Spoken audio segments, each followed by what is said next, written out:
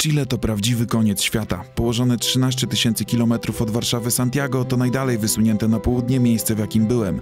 Z Chile jest wszędzie daleko nie tylko ze względu na odległość, chodzi też o położenie między Pacyfikiem na wschodzie i pasmem wysokich Andów na zachodzie. Być może właśnie dlatego udało się tu stworzyć fenomen, liberalną, dobrze prosperującą gospodarkę będącą oczkiem w głowie wolnorynkowców, krytykujących ciągotki innych państw kontynentu do socjalizmu. Chilijczycy uważają się za lepiej zorganizowanych od innych narodów Ameryki Południowej i patrzą raczej na Europę. Coś w tym jest. Santiago to miasto nowoczesne i drogie, droższe od Warszawy. Czy to za sprawą liberalnych reform rozpoczętych przez prawicowego dyktatora Pinocheta, czy przez chłodny klimat, a może dzięki zaradności Chilijczyków. Jedno jest pewne, Chile szczyci się najlepszą jakością życia w Ameryce Południowej. Jak to wygląda z perspektywy ulicy, postaram się odpowiedzieć w 3 najbliższych odcinkach, w których odwiedzimy te lepsze, jak i te trochę gorsze rejony Santiago.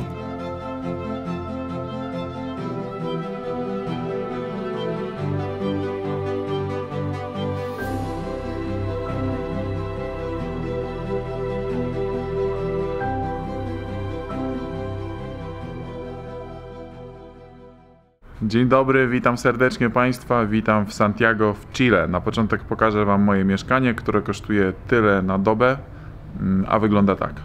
A więc tak, tu jest taki przedsionek, sorry za bałagan, tam jest mała kuchnia, tu jest sypialnia, a tu jest mała łazieneczka. U góry nad nami bezchmurne niebo, a tutaj taras. Tutaj jest taka miejscówka do imprez, które można sobie zorganizować. Wchodzimy na zewnątrz, flagi Chile i czekamy na Ubera. A więc tak, jest dzisiaj piękny wiosenny dzień, dlatego że jest połowa listopada mniej więcej, więc wiosenny dzień w tym momencie w Santiago w Chile. A teraz jedziemy w ogóle Uberem i tutaj jeszcze taka ciekawostka, że Ubery są na nielegalu, w sensie, że kierowcy oficjalnie nie mogą jeździć na Uberze, bo jest zakazany, więc często kierowcy mówią, żeby się przesiąść do przodu, no bo jak z tyłu tylko jadą pasażerowie, to wygląda trochę podejrzanie, obawiają się jakiejś kontroli.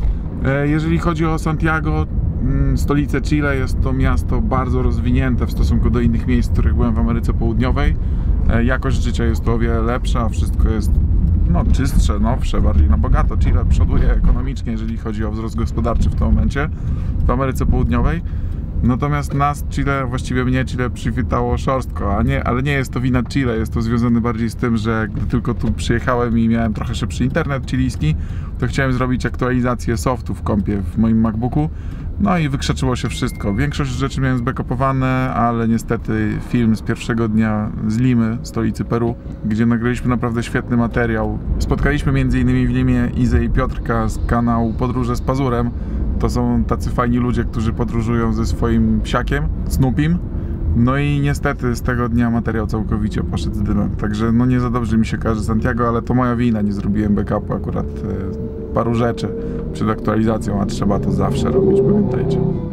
Obfitujące w graffiti Santiago to miasto dosyć spokojne i bezpieczne w porównaniu do innych południowoamerykańskich stolic. W tym odcinku wybierzemy się do super nowoczesnej dzielnicy Las Condes, gdzie mieszka i pracuje dobrze sytuowana elita chilijskiego społeczeństwa. Jest to miejsce naszego spotkania z mieszkającą od 8 miesięcy w Chile rodziną Kisbel.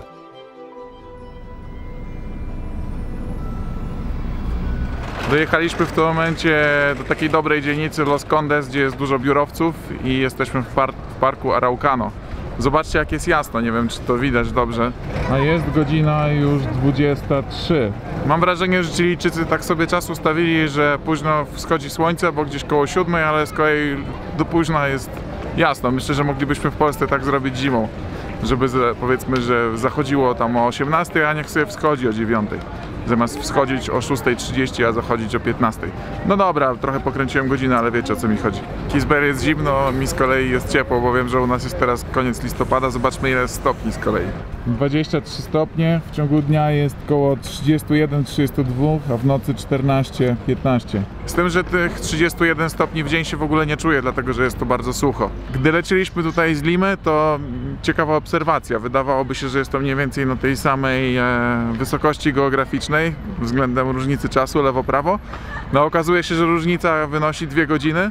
W Santiago jest plus 2 godziny, no i trzeba przestawić zegarek, ciekawa sprawa, może dlatego właśnie tutaj słońce tak późno zachodzi. No oprócz tego, że Lima jest wyżej, czyli tam jest bliżej równika i dzień jest logiczne, krótszy. Santiago, w którym teraz jesteśmy, jak pewnie wszyscy wiecie, mieści się po drugiej stronie półkuli, kuli ziemskiej, my jesteśmy na północy, oni są na południu, więc tutaj teraz dzień jest długi, u nas krótki, tutaj teraz jest wiosna, ale nawet wtedy, gdy jest zima tutaj, czyli u nas lato, to nie jest tak zimno jak u nas, to znaczy nie ma tu za bardzo przymrozków, raczej temperatura zbliża się do zera, no a na pewno nie ma tak, że jest minus 15, przynajmniej tutaj. Pewnie na południu Ameryki Południowej, na południu Chile są mrozy większe, ale tutaj w Santiago jest cieplej. W skrócie rzecz ujmując i oceniając po kilku dniach pobytu tutaj w Santiago, w stolicy Chile, jest to miasto drogie. Ludzie zarabiają tutaj sporo, ale w stosunku do tego, jakie są tutaj ceny, no to mogą sobie najmniej pozwolić niż Polacy, bo ceny wszystkiego są wysokie. Chociażby wynajem dwupokojowego mieszkania. Rodzina Kisbel wynajmuje dwupokojowe mieszkanie i kosztuje ich to $900 wcale w nie najlepszej dzielnicy. O kurde, ale faza mi się wkręciła, teraz zerknąłem na ten napis i przeczytałem zginął. Zobaczcie. A to mi nawet humor poprawiło, to śmieszne nawet.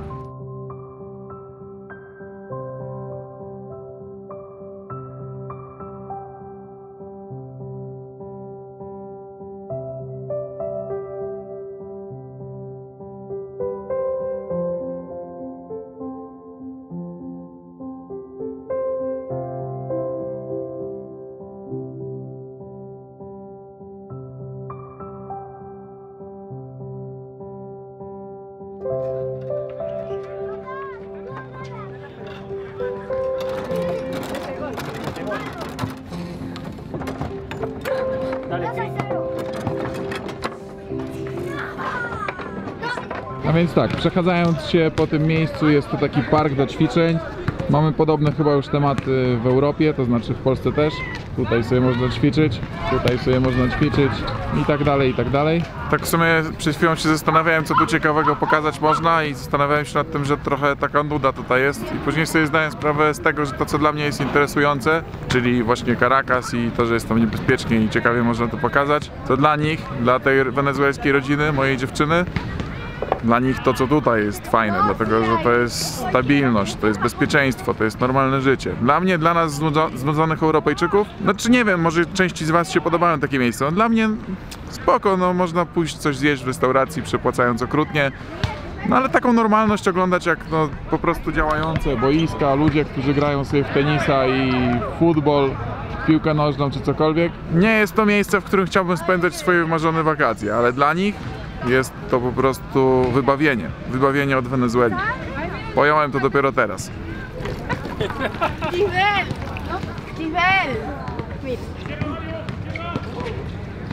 Está viendo, no puede hacer eso. Zobaczcie, to jest kosmos, jest 20:36, sobota 17 listopada i jest jasno, jeszcze całkiem jasno. Taka jeszcze obserwacja, jaka mi przyszła teraz do głowy, to że w związku z tym, że jest tu dalej od równika, u nas na północ, a u nich na południe, to też ci ludzie są troszeczkę bardziej zamknięci, trochę bardziej obserwują się wzajemnie. Tam w Wenezueli to zasadniczo każdy każdego ma gdzieś. A tutaj jest tak, że przyglądają się i dla mnie to jest trochę męczące czasami, że ktoś mi się tak bezczelnie przygląda, wiecie, tak bez takiego poczucia krępacji. No, kiedyś w Niemczech miałem taką sytuację, może trochę nie na temat, ale dobra. Byliśmy tam z moim bratem i z 2 koleżankami, akurat które mieszkają w Niemczech, Ukrainkami i gadaliśmy sobie z nimi po rosyjsku, przepraszam, w restauracji i taka niemiecka rodzina Niemców, po prostu wszyscy nam się przyglądali, 4 osoby patrzyły na nas w ten sposób, tak jak takie no krowy na łące po prostu, patrzące się na kogoś bez pomyślunku większego. Coś takiego mnie trochę męczy, nie podoba mi się to. Z tego, co się zdążyłem dowiedzieć, to Chile zasługuje na miano najlepiej rozwijającego się państwa Ameryki Południowej w związku z tym, że mieli tutaj boom gospodarczy, głównie dzięki startupom informatycznym. Zainwestowali bardzo dużo w startupy, w innowacyjność. No i jak wygląda Caracas, pamiętacie, a jak wygląda Santiago? Wygląda tak. Santiago to faktycznie raj dla startupów, ale trochę przesadziłem, mówiąc, że Chile zawdzięcza temu zjawisku boom gospodarczy. Gro przychodów Chile nadal pochodzi bowiem ze sprzedaży miedzi, choć i tu należy docenić fakt, że pieniądze te trafiają do Chilijczyków, a nie do prywatnych kieszeni polityków. Wysyp startupów technologicznych był możliwy dzięki liberalnej gospodarce o niskim jak na Amerykę Południową poziomie korupcji oraz jasnych i przejrzystych zasadach działania. Taki model państwa również nie jest idealny. Efekty uboczne pokażę w kolejnym odcinku. Liczne zalety Chile przesłaniają jednak wady, zwłaszcza jeżeli masz rodzinę i chcesz wychować dzieci w bezpiecznym, normalnym państwie.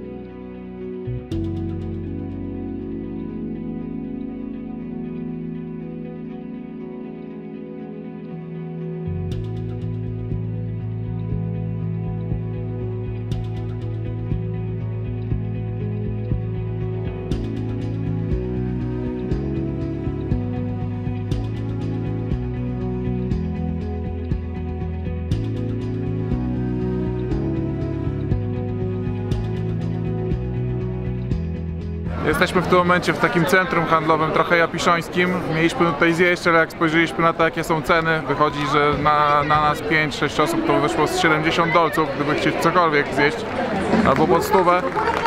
Tu uznaliśmy, że się raczej wycofamy i poszukamy czegoś innego, albo zjemy arepę w domu po prostu. Będzie taniej z całą pewnością.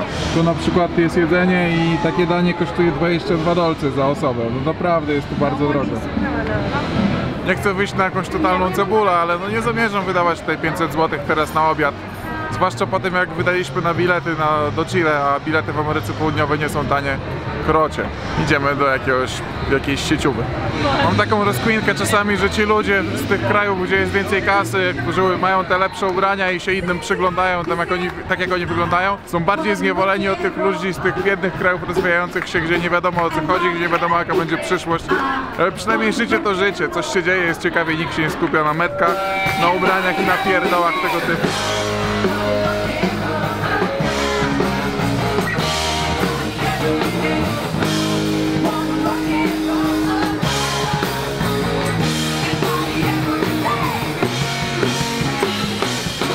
Ale nie traktujcie tego, co mówię, w 100% poważnie. Ja myślę, że jestem trochę rozpieszczony po Caracas z tym, że tam jest pusto, że nigdy nie ma kolejek do niczego, wszystko jest na zawołanie i po prostu odpoczywam od tych tłumów i takiego zwykłego życia pełnego konsumpcji, którego nie cierpię.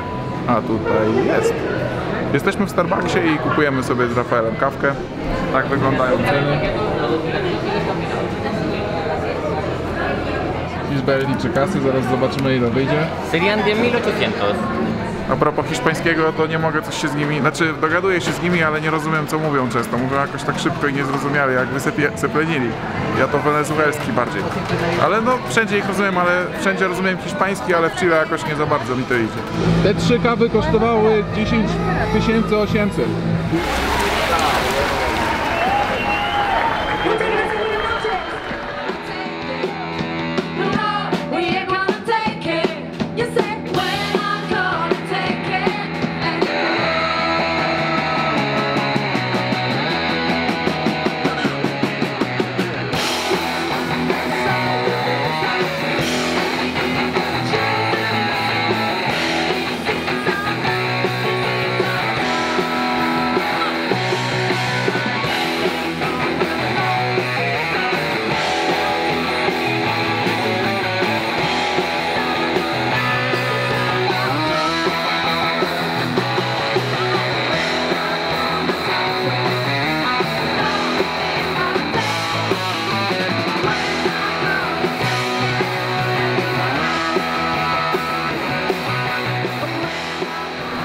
Chcieliśmy jeść w wypasionych miejscówkach, więc wylądowaliśmy wśród typowych sieciówek.